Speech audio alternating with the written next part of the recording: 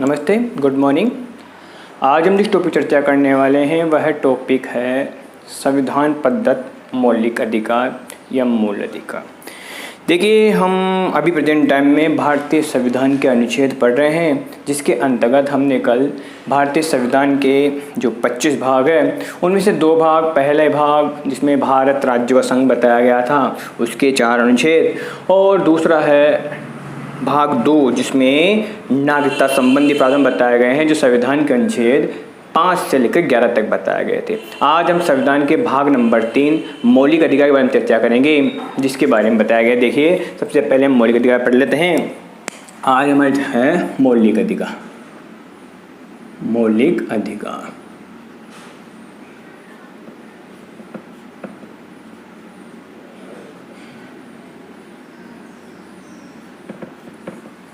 ये संविधान के भाग नंबर 3 में है। भाग 3 मूल अधिकार या मौलिक अधिकार।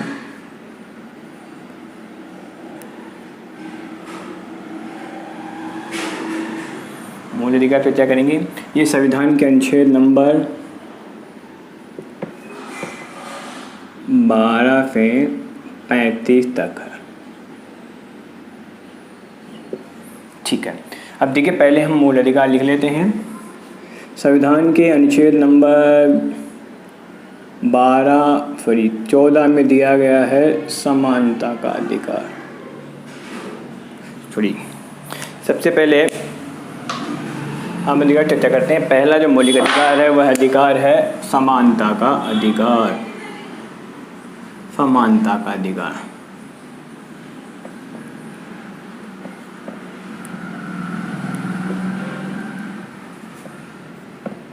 ये अनुच्छेद 14 से 18 में है।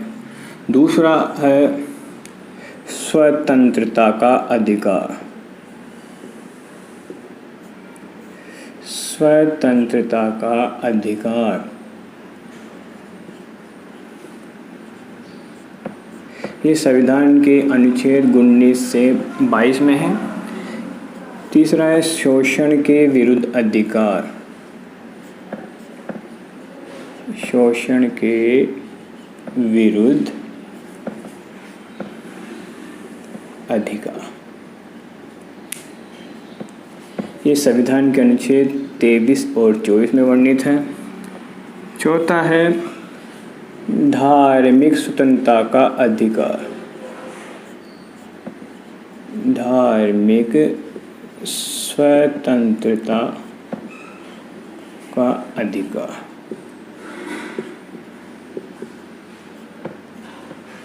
ये संविधान के अनुच्छेद नंबर 25 से 28 में है। पांचवा है शिक्षा व संस्कृति का अधिकार। संस्कृति या शिक्षा, या शिक्षा व संस्कृति का, शिक्षा व संस्कृति या संस्कृति या शिक्षा का अधिकार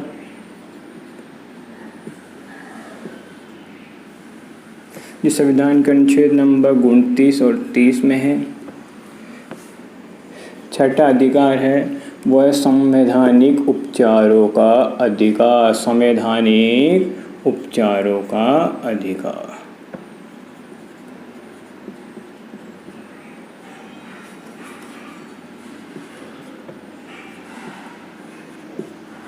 संवैधानिक उपचारों का अधिकार ये संविधान के अनुच्छेद नंबर 32 में वर्णित है।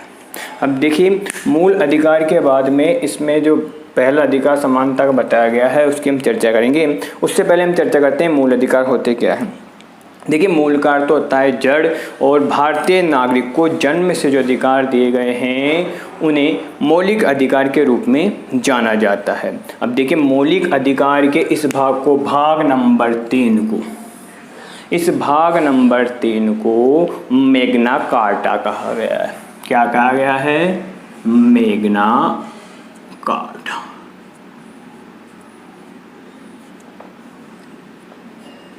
मैग्ना कार्टा क्या होता है? देखिए, यह ब्रिटेन की अवधारणा है।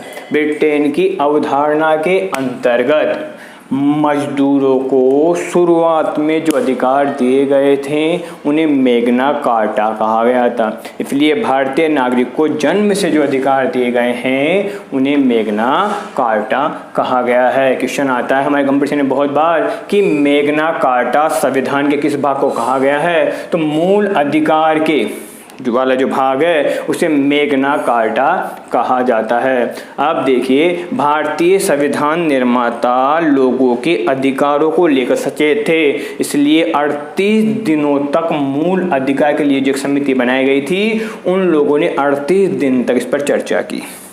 मूल अधिकार पर जितना विस्तार से भारतीय संविधान में बताया गया है उतना विस्तार से किसी भी संविधान में नहीं बताया गया है। देखिए, शुरुआत में जब हमारा संविधान बना था उस समय मूल अधिकार जो थे वो 6 नहीं थे, 7 थे, परंतु संविधान संशोधन के द्वारा संविधान संशोधन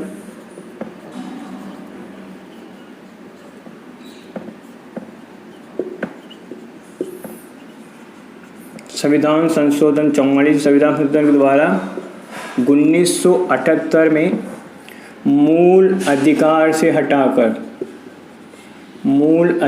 से हटाकर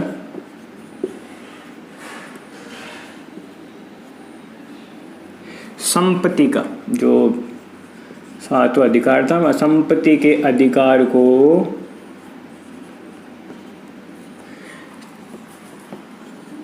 (300A) के अंतर्गत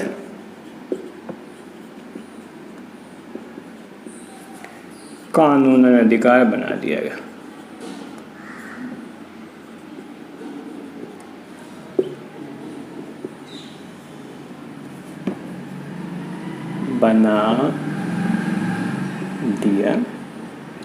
यानी कानून अधिकार बन चुका है। कानून के द्वारा हम संपत्ति का बंटवारा कर सकते हैं, जबकि ये मौलिक अधिकार उसे से हटा दिया गया था। क्वेश्चन बनता है हमारे, किस संविधान संशोधन के द्वारा संपत्ति के अधिकार को कानून अधिकार बनाया गया, तो हमें बताना है 44वें संविधान संशोधन के द्वारा 1978 में मूल अधिकार से हटाकर संपत्ति के अधिकार को अनुच्छेद 300A में कानून अधिकार का दर्जा दिया गया है। अब देखिए, हम इन अधिकारों के आधार पर एक एक अधिकार की चर्चा करेंगे। सबसे पहले हम समानता के अधिकार के बारे में चर्चा करने वाले हैं। समानता के अधिकार के लिए देखिए, सबसे पहले चर्चा के लिए समानता का अधिकार है, ये 14 से 18 तक में है। संविधान के अनुच्छेद नंबर 12 में, संविधान के अनुच्छेद नंबर 12 में बताया गया है परिभाषा। राज्य के लिए मूल अधिकारों की क्या परिभाषा है, उस परिभाषा को अनुच्छेद नंबर 12 में बताया गया है। जबकि अनुच्छेद नंबर 13 में मूल अधिकारों से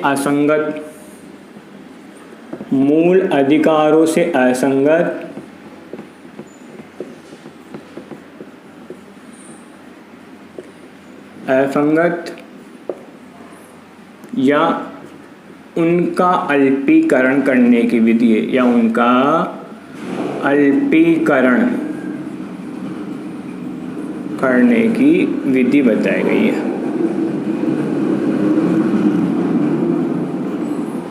ठीक है, संविधान के अनुच्छेद नंबर 14, जहाँ पर 14 से 18 जो समानता का अधिकार तय जाता है, संविधान के अनुच्छेद 14 में बताया गया है विधि सम्मत समानता, यानी विधि सम्मत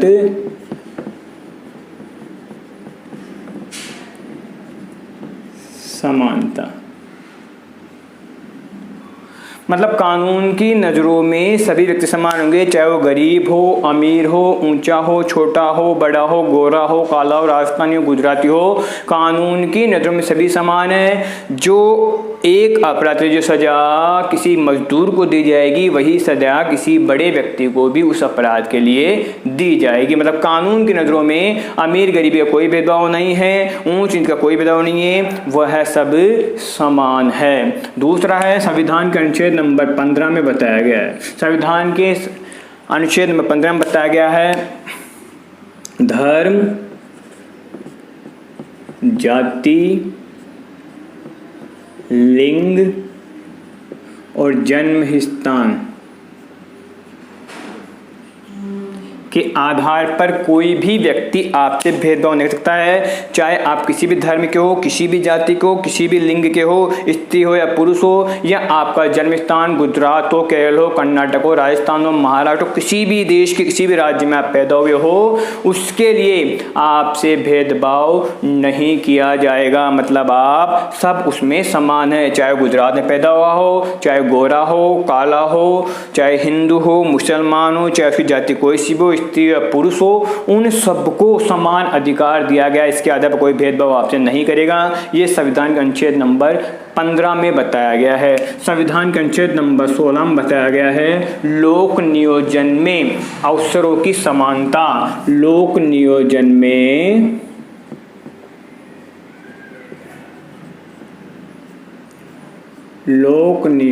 में अवसरों की समानता।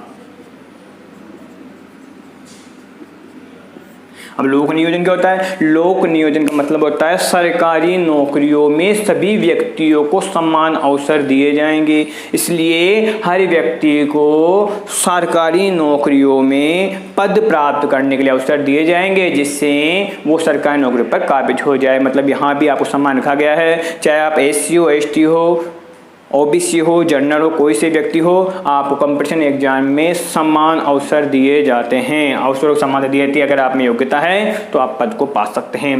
17वां जो अनुच्छेद है मौलिक अधिकार के समानता अधिकार में, जो 17वां अनुच्छेद है उसमें बताया गया है अस्पृश्यता का अंत। अस्पृश्यता का मतलब होता है छुआछूत का यहाँ पर अंत कर दिया गया है। भारत सरकार ने एक कानून बनाया है, कोई व्यक्ति जाति के आधार पर किसी व्यक्ति के साथ भेदभाव करता है, ऊंच नीच का व्यवहार करता है, तो उसके खिलाफ कानूनन कार्यवाही की जाएगी। सजा का प्रावधान भारत सरकार द्वारा किया गया है। फिर है 18वां जो अनुच्छेद है समानता के अधिकार का अंतिम अनुच्छेद, उसमें बताया गया है उपाधि का अंत।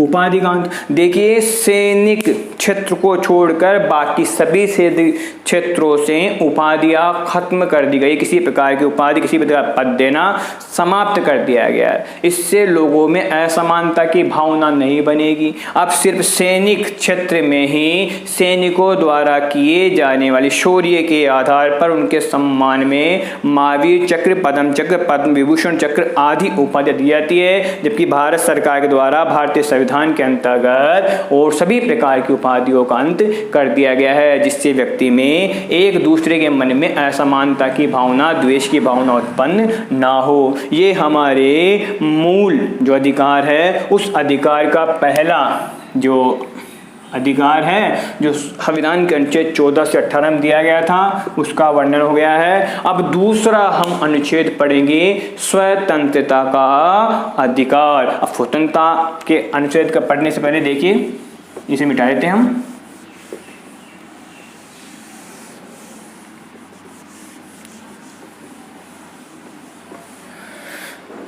दूसरा अधिकार है स्वतंत्रता का अधिकार। ये वाला का अधिकार जो बताया गया है, ये स्वतंत्रता का अधिकार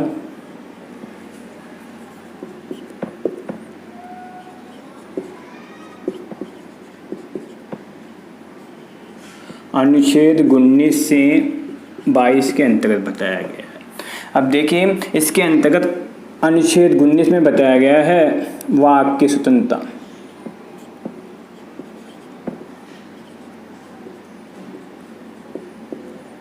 वाक की स्वतंत्रता। 20 में बताया गया है अपराध के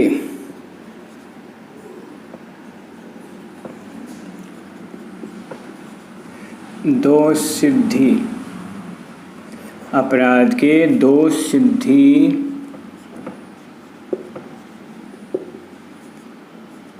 के संबंध में संरक्षण। 21 में बताया गया है प्राण व दैहिक स्वतंत्रता।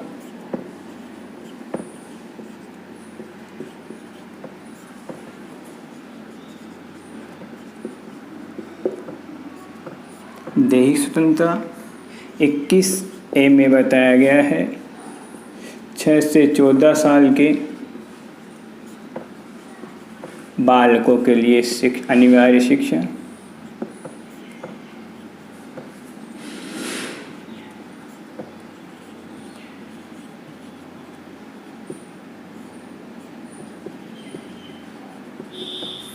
और 22 में बताया गया है कुछ दशाओं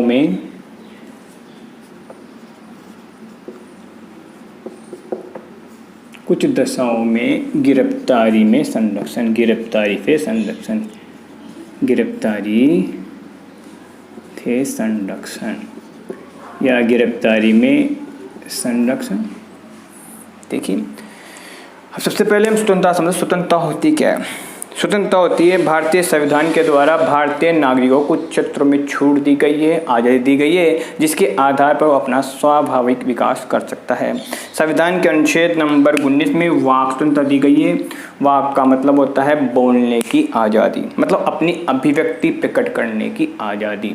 अभिव्यक्ति प्रकट करने का स्वतंत्रता का मतलब ये नहीं है कि आप मन में आए जिससे कुछ भी बोल सकते हैं, या किसी भी बड़े पद अधिकारी को या ऊंचे पद पर काबिज, नीचे पद पर काबिज, हमसे ऊंचे, हमसे बड़े, हमसे छोटे, हमसे बराबरी के व्यक्ति को हम कोई गलत शब्द कहें, ऐसा इसमें छूट नहीं दी गई है। वाक स्वतंत्रता के अंतर्गत देखिए क्या क्या अधिकार दिए गए हैं। वाक स्वतंत्रता के अंतर्गत बोलने की आज़ादी दी गई है, बोलने की स्वतंत्रता दी गई है। दूसरी दी गई है शांतिपूर्ण एकत्र होने की, शांतिपूर्ण एकत्र होने की स्वतंत्रता दी गई है।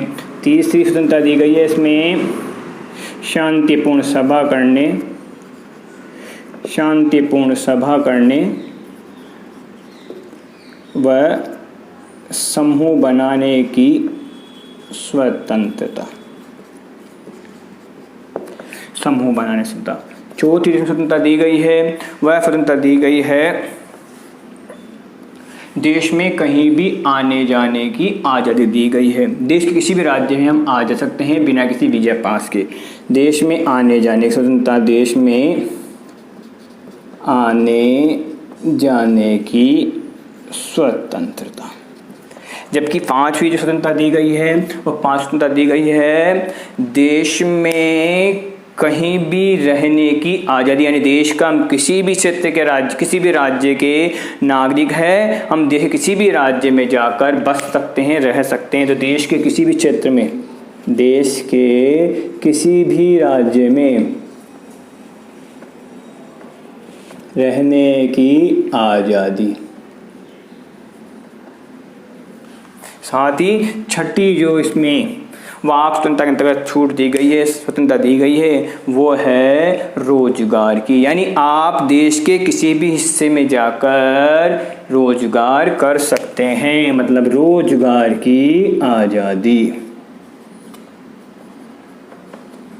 ये सब जो है संविधान के अनुच्छेद नंबर 19 से 22 में जो मूल अधिकार दिया गया, स्वतंत्रता मूल अधिकार, उसके पहले 19वें अनुच्छेद के अंतर्गत ये वाक स्वतंत्रता के अंतर्गत ये स्वतंत्रता हमें दी गई है। फिर दूसरा आता है अपराध के दोष सिद्ध के संबंध में संरक्षण। अब मान लीजिए किसी व्यक्ति से कोई अपराध हो गया है तो उस व्यक्ति को कुछ स्वतंत्रताएं दी गई है। वो है, देखिए, अपराधी को लिए, देखिए सबसे पहले तो अपराधी को दोष सिद्ध के संबंध में जो संरक्षण दिया है उसका पहला ये है कि अपराधी ने जिस समय अपराध किया है उसी समय के कानून के आधार पर सजा का प्रावधान है, उस समय उसके आधार पर सजा दी जाएगी। जैसे मान लो किसी अपराधी ने 2015 में कोई अपराध किया तो उसके ऊपर केस चल रहा है और अब 2020 में उसके लिए सजा पहले 6 महीने की 2015 में और अब सजा 5 साल की हो चुकी है, तो अपराधी ने जब अपराध किया था 2015 में उसी के आधार पर उसे सजा दी जाएगी। मतलब जब अपराध किया है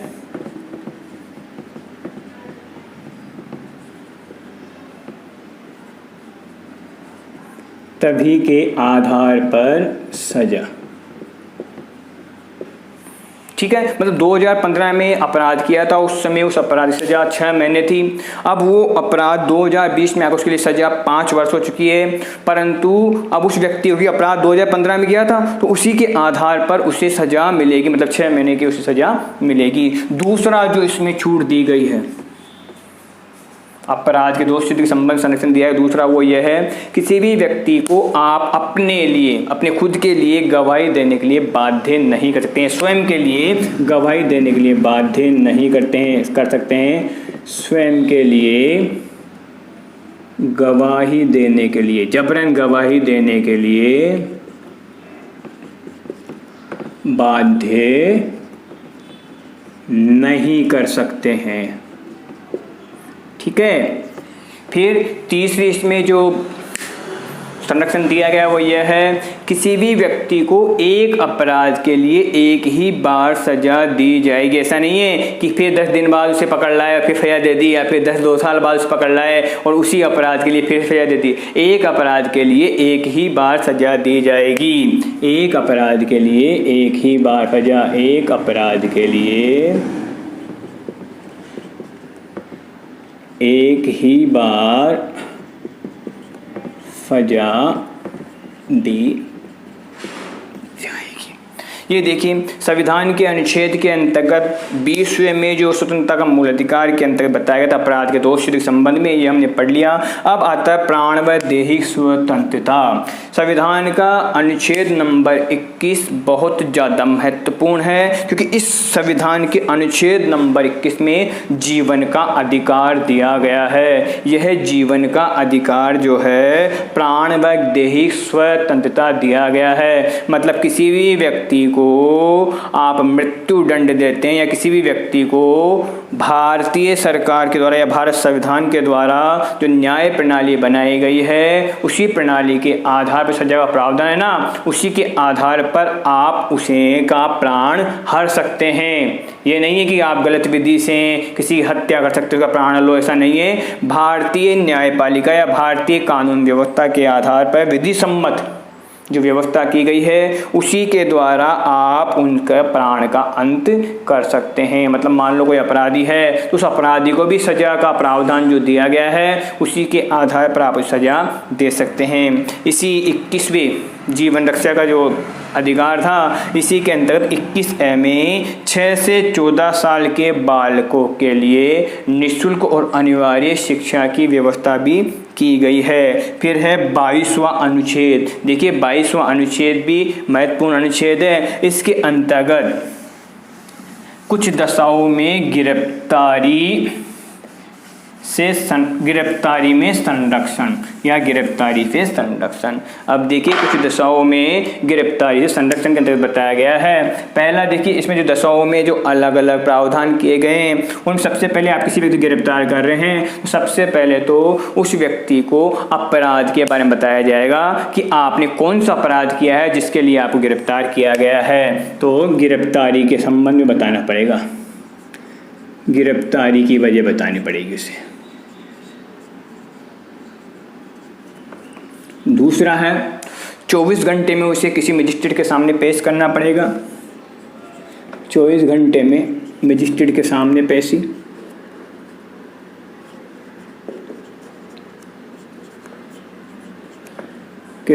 पेशी। और तीसरा और इम्पोर्टेंट प्रावधान जो किया गया है किसी भी अपराधी को अपना पक्ष रखने के लिए कानूनी सहायता के रूप में उसके लिए वकील करने की आज़ादी उसे दी गई है। यानी किसी भी प्रकार की कानूनी सलाह, कानूनी सहायता लेने का उसे अधिकार है।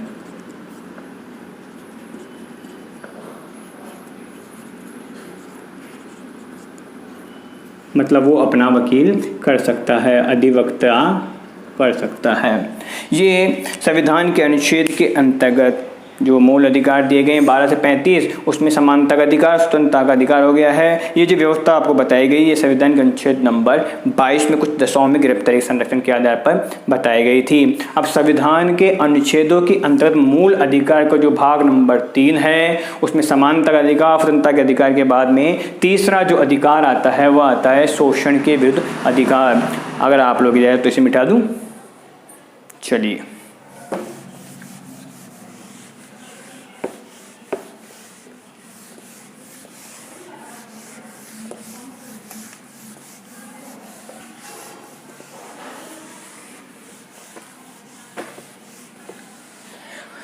मूल अधिकारों के अंतर्गत तीसरा जो मूल अधिकार भारतीय संविधान के द्वारा प्रदान किया गया है वो है शोषण के विरुद्ध अधिकार।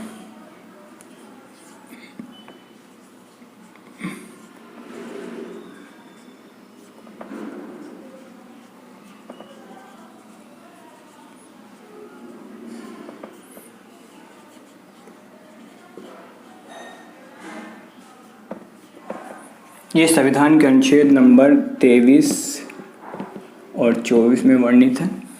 इसके अंतर्गत संविधान के अनुच्छेद नंबर 23 में बताया गया है मानव के दुर्व्यापार,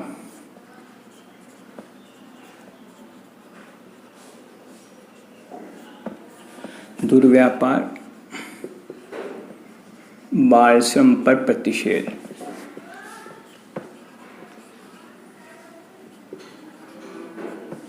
प्रतिषेध 24 अनुच्छेद में बताया गया है बाल मजदूरी पर रोक।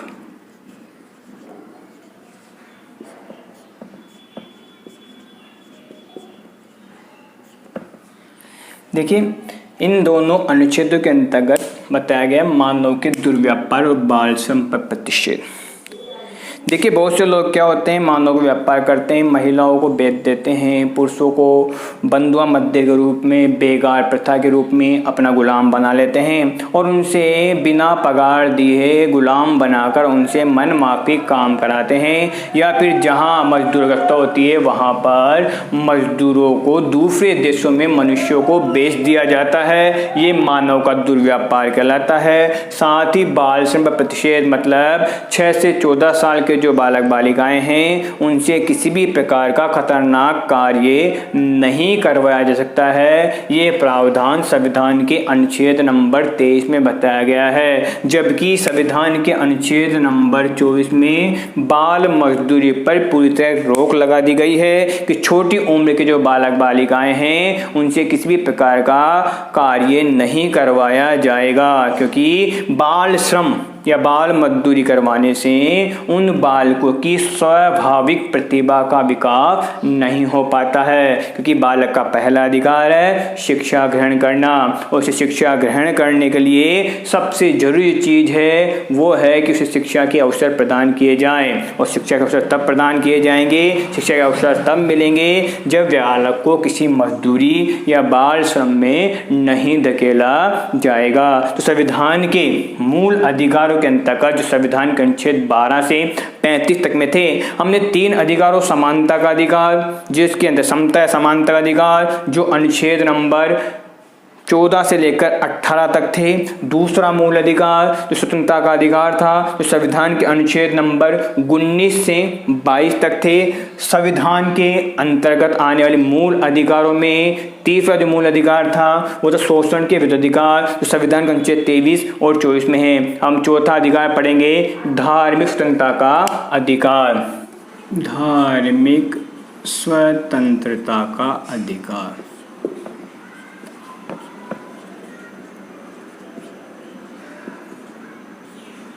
ये संविधान के अनुच्छेद नंबर 25 से 28 में वर्णित है। संविधान के अनुच्छेद नंबर 25 में बताया गया है धर्म के लिए प्रचार की स्वतंत्रता। प्रचार की स्वतंत्रता 26 में बताया गया है धार्मिक कार्यों के प्रबंधन। धार्मिक कार्यों के प्रबंध की स्वतंत्रता। 27वें में बताया गया है धार्मिक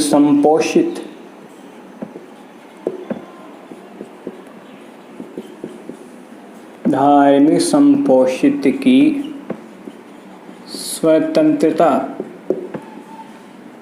जबकि 28वें में बताया गया है धार्मिक उपासना की स्वतंत्रता।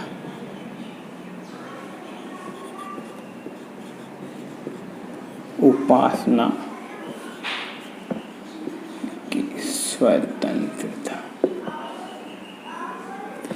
देखिए, अब इनको चारों ऑप्शन जो दिए गए हैं, इन ऑप्शन को समझने की कोशिश करते हैं अनुच्छेद के अंतर्गत। सबसे पहले संविधान के अनुच्छेद नंबर 25 में धार्मिक स्वतंत्रता का अधिकार दिया गया था। 25-28 में, उसमें 25 नंबर का जो अनुच्छेद है उसमें बताया गया धर्म के लिए प्रचार की स्वतंत्रता। मतलब हम अपने धर्म का प्रचार प्रसार कर सकते हैं, चाहे हम किसी भी धर्म को मानते हो, चाहे हिंदू, मुसलमान, सिख, ईसाई हो। भारत में सभी धर्म के लोगों को अपने धर्म का प्रचार प्रसार करने की स्वतंत्रता दी गई है। अगर आपको लगता है कि आपके विचार दूसरे धर्म के लोगों से नहीं मिलते हैं, या फिर आपके जो विचार है वो आपके धर्म को न मानकर दूसरों के धर्म में विश्वास रखते हैं, तो आप अपनी इच्छा से दूसरा धर्म ग्रहण कर सकते हैं, परंतु जबरदस्ती किसी व्यक्ति को धर्मांतरण नहीं कर सकते हैं। अगर आपकी इच्छा है तो आप दूसरा धर्म ग्रहण कर लें, परंतु किसी व्यक्ति को दबाव डालकर आप अपना धर्म उसे ग्रहण नहीं करवा सकते हैं। वो चाहे तो अपनी मर्जी से धर्म ग्रहण कर सकता है। आप अपने धर्म का प्रचार प्रसार करने के लिए शिक्षा संस्थान खोलिए, कोई संस्था खोलिए, कोई ट्रस्ट बनाइए, कोई समूह बनाइए। इसकी आपको पूरी तरह से भारतीय संविधान के द्वारा अनुच्छेद नंबर 25 से स्वतंत्रता दी गई है। दूसरा है धार्मिक कार्यों के प्रबंध की स्वतंत्रता, जो संविधान के अनुच्छेद 26 में बताया गया है। देखिए, कोई भी आप धार्मिक कार्य का आयोजन कर रहे हैं, किसी कथा का आयोजन कर रहे हैं, कोई मंदिर बना रहे हैं, कोई मस्जिद बना रहे हैं, या कोई गुरुद्वारा, कोई चर्च बना रहे हैं, तो इन सब कार्यों को करने की आपको पूरी तरह छूट दी गई है, परंतु संविधान के दायरे में रहकर ये कार्य करने पड़ेंगे। कुछ स्थितियों में, आपात स्थितियों में इस प्रकार का जो ये प्रबंधन कार्य है, इन कानूनों को, इन मूल अधिकारों को वापस भी लिया जा सकता है। फिर 27वां जो बताया गया है धार्मिक संपोषित की स्वतंत्रता। देखिए, संपोषित का मतलब होता है किसी भी धार्मिक कार्यों में आपको पैसा लगाने की छूट दी गई है। अगर कोई धार्मिक आयोजन हो रहा है तो उसके लिए आप पैसा डोनेट कर सकते हैं। यह अधिकार आपको संविधान के अनुच्छेद 27 में दिया गया है, जबकि 28वें के अंतर्गत धार्मिक उपासना की स्वतंत्रता दी गई है। इसका मतलब यह है कि आप भारत के नागरिक होने के कारण किसी भी धर्म के सभा में, किसी भी धर्म की सभा के आयोजन में आ जा सकते हैं। आप हिंदू है, मुसलमान है, सिख है, ईसाई है, इससे फ़र्क नहीं पड़ता है। अगर कोई धार्मिक आयोजन हो रहा है, कोई धार्मिक सभा हो रही है, या कोई धार्मिक कार्यक्रम हो रहा है, तो उसमें आप आ जा सकते हैं। किसी भी धर्म के कार्यक्रम में जाने आने की आपको पूरी तरह छूट प्रदान की गई है। इस संविधान के अनुच्छेद 28 में बताया गया है। अब संविधान के अनुच्छेदों के अंतर्गत मूल अधिकार का जो भाग है, उसमें 5वां जो मूल अधिकार दिया गया है संस्कृति व शिक्षा का अधिकार। ये दिया गया है संस्कृति व शिक्षा का अधिकार। संस्कृति व शिक्षा का अधिकार, ये संविधान के अनुच्छेद 29 और 30 में बताया गया है। इसके अंतर्गत 29 में बताया गया है अल्पसंख्यकों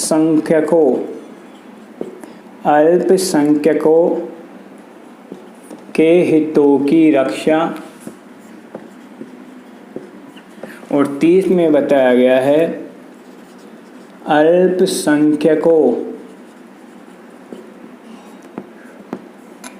अल्पसंख्यकों को शिक्षा संबंधी संरक्षण, शिक्षा संबंधी संरक्षण।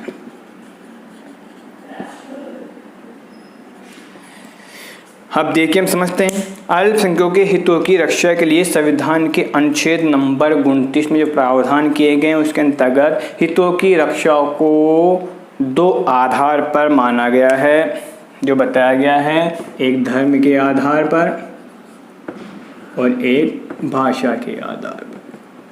इसके अंतर्गत बताया गया है कि अल्पसंख्यकों को, चाहे आप किसी भी धर्म जाति को मानते हो, अल्पसंख्यकों को उनकी भाषा, संस्कृति, धर्म को बचाए रखने का अधिकार है। उसके लिए वो किसी भी प्रकार की संस्था खोलकर अपने धर्म का प्रचार प्रसार कर सकते हैं। ये अधिकार अल्पसंख्यकों के हितों की रक्षा के लिए संविधान के 29वें अनुच्छेद के अंतर्गत दिया गया है। आप भी जानते हैं कि अगर किसी व्यक्ति को किसी धर्म संस्कृति की रक्षा करने का या उसे प्रचार करने का अवसर नहीं दिया जाएगा तो एक समय ऐसा आएगा उसे संस्कृति या शिक्षा को या उसके जो संस्कृति है, उसकी भाषा है, उसका धर्म है, उसको सभी लोग भूल जाएंगे।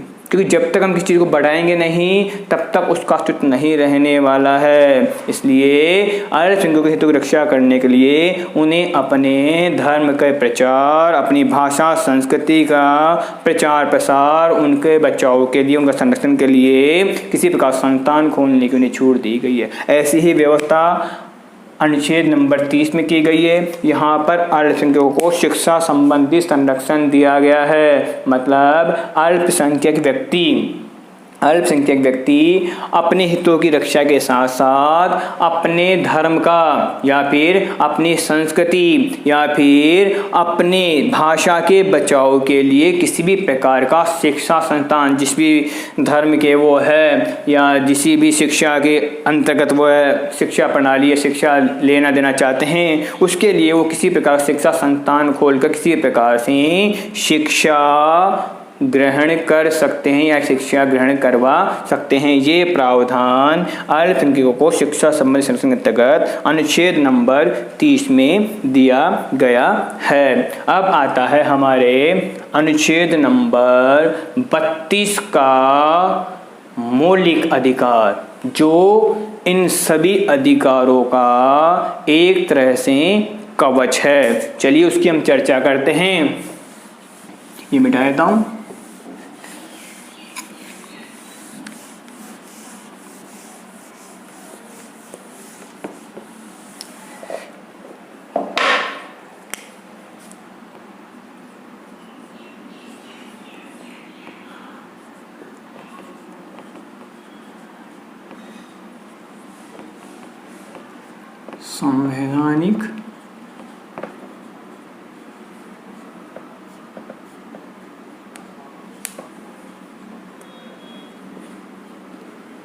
संवैधानिक उपचारों का अधिकार।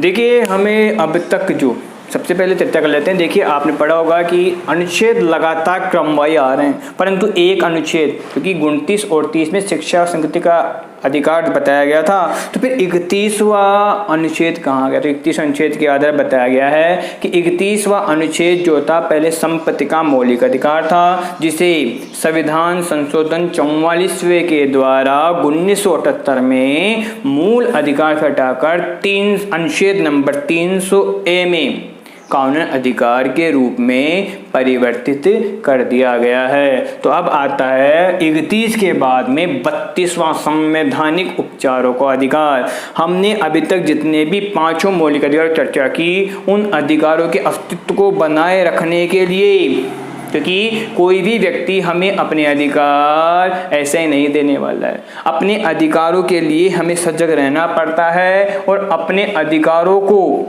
बनाए रखने के लिए भी कुछ अधिकार दिए गए हैं। उन्हीं अधिकार, जो 5 मौलिक अधिकार पहले इससे पहले हमने पढ़े हैं, उन पांचों मौलिक अधिकारों की रक्षा करने के लिए ये 32वां अनुच्छेद में दिया गया छठा संवैधानिक उपचारों का अधिकार है। मतलब इसके द्वारा संविधान आपको, कोई व्यक्ति या सरकार आपके मौलिक अधिकारों का हनन करती है, उसमें बाधा पहुंचाती है, तो आप इस संवैधानिक उपचारों के अधिकार के तहत डायरेक्ट सर्वोच्च न्यायालय में जाकर अपने अधिकारों की मांग कर सकते हैं। संविधान निर्माता डॉक्टर B.R.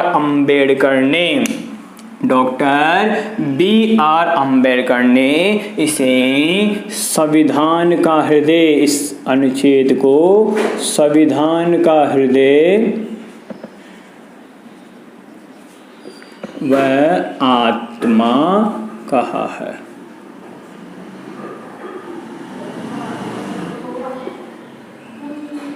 संविधान का हृदय या आत्मा कहा गया है। अब संविधान के जो और अनुच्छेद है, संविधान का 33वां, 34वां और 35वां मौलिक अधिकारों के बारे में आगे चर्चा की। देखिए संविधान के अनुच्छेद नंबर 33 में क्या बताया गया है।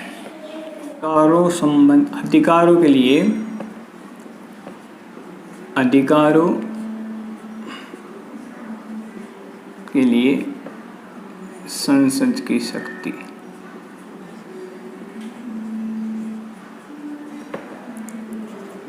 चौंतीस में बताया गया है सैनिक कानून प्रबत होने पर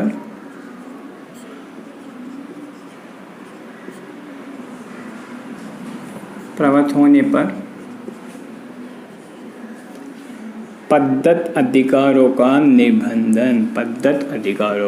निर्बंधन।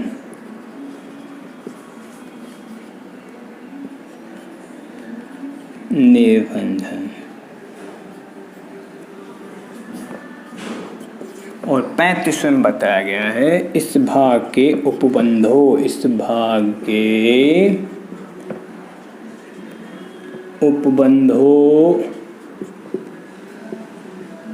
को प्रभावी करने का विधान। देखिए इस संविधान के अनुच्छेदों के अंतर्गत जो मूल अधिकार दिए गए हैं उनके अंतिम बताए गए हैं। 33वें अनुच्छेद में मौलिक अधिकारों की व्याख्या करते हुए मौलिक अधिकारों के लिए संसदीय शक्तियां हैं, उन शक्तियों के बारे में बताया गया है कि संसद के पास में मौलिक अधिकारों को लेकर क्या क्या शक्तियां है। उसके बाद में संविधान के अनुच्छेद नंबर 34 में बताया गया है कि इन्हीं परिस्थितियों में अगर सैनिक कानून लागू हो जाता है तो जो मौलिक अधिकार दिए गए हैं उन्हें भंग किया जा सकता है या कुछ समय के लिए उन अधिकारों पर रोक लगाई जा सकती है। इसके अलावा संविधान के अनुच्छेद 35 में जो संविधान के मूल अधिकारों का अंतिम अनुच्छेद बताया गया है, अंतिम प्रावधान बताया गया है, उसमें बताया गया है कि इस भाग में आने वाले ये जो अनुच्छेद है इन अनुच्छेदों के उपबंधों को किस प्रकार से प्रभावी किया जाएगा, मतलब इन प्रकार को कैसे मनवाया जाएगा। देखिए कुल मिलाकर संवैधानिक उपचारों का जो अधिकार है, इस संवैधानिक उपचारों के अधिकार को जो संविधान के अनुच्छेद 32 में बताया गया है, इसके आधार पर अगर कोई व्यक्ति या सरकार हमारे मौलिक अधिकारों को हनन करता है या उसको मानने में किसी प्रकार की बाधा उत्पन्न करता है तो बिना किसी रोक टोक के हम संवैधानिक उपचारों के अधिकारों के तहत डायरेक्ट सर्वोच्च न्यायालय या हाई कोर्ट में जाकर अपने अधिकारों को बहाल करवा सकते हैं।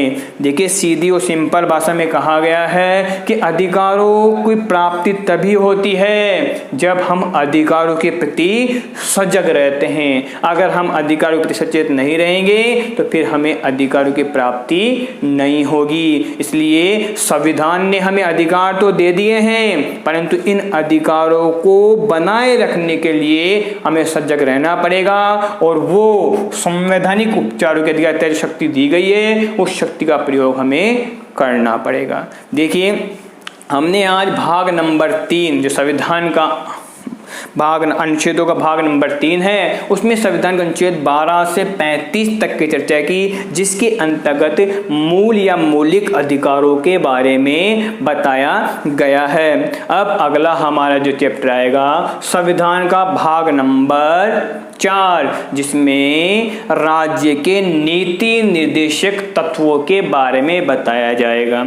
अब देखिए, अगर आपको यहाँ तक का ये चैप्टर अच्छा लगा हो, पसंद आया हो, तो हमारे चैनल को सब्सक्राइब करिए, लाइक करिए, कमेंट्स करिए, और कोई सजेशन हो, कोई सुझाव हो तो सुझाव भी आप कमेंट्स बॉक्स में दे सकते हैं।